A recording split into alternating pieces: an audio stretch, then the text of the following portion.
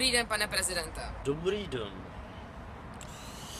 Přišel jsem vám odpovědět ty vaše stupidní otázky, ale dělám to naprosto proti své vůli, protože mě zatagovala do takovéto věci má dcera Kačenka přes nějaký Facebook či nějaký ten Snapchat.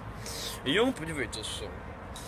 Já bych vám ty odpovědi normálně neřekl, ale jen díky mé dceři Kačence vám tato příležitost byla nabídnuta. Jak se stavíte ke kontroverznímu videu kanálu #TotalViral?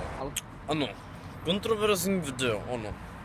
Na to video jsem se nekoukl, avšak myslím, že to video bylo určitě nějaká debilita, kterou zavedl nějaký stupidní imitátor a nějaký jeho kamarád. Stavíte ke krizi na Ukrajině? Si myslím, že Ukrajina je zásobována americkými imperialisty a tím přerušují normální revoluci a myslím si, že lidé by měli být schopní si dělat to, co chtějí, jo? Takže jestli chtějí být částí Ruska, tak ať si částí Ruska jsou, jo? Já jsem se bavil s mým kámošem Vladimirem o tom, jestli zásobuje Ukrajinu zbraněmi, jo? Takže můj kamarád Vladimír povídá, že žádnou Ukrajinu ani nezná a žádný zbraně nemá, jo? Takže pak jsem si nabídl, že se půjdu podívat na nějakou tu jeho vojenskou přehlídku, či něco takového. Další otázka.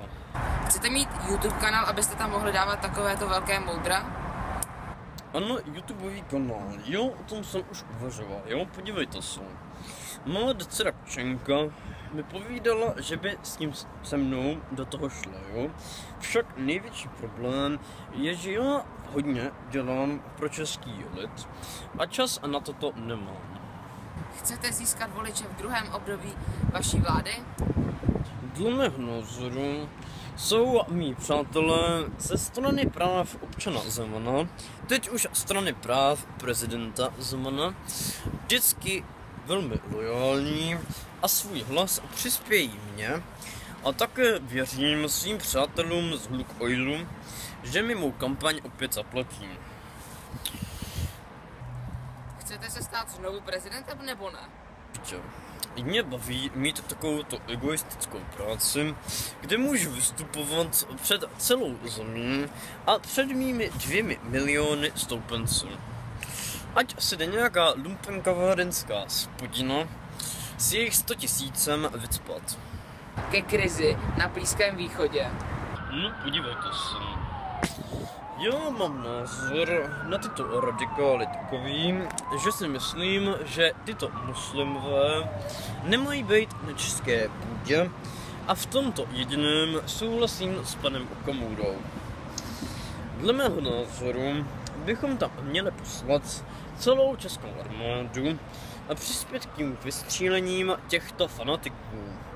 Pošleme tam 2 naše letadla, 1 naši helikoptéru a 1 Black Hawka.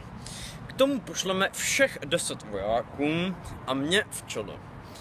Já si vemu svou šavli po pradědečkovi a budu bránit a naši vlast spolu s těmito 10 vojáky.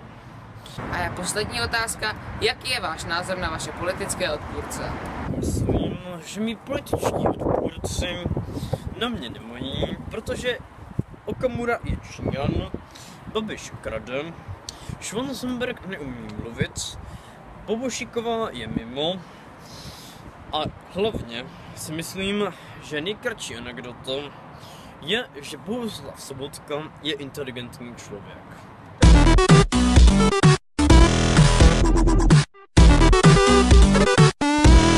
Die, potato.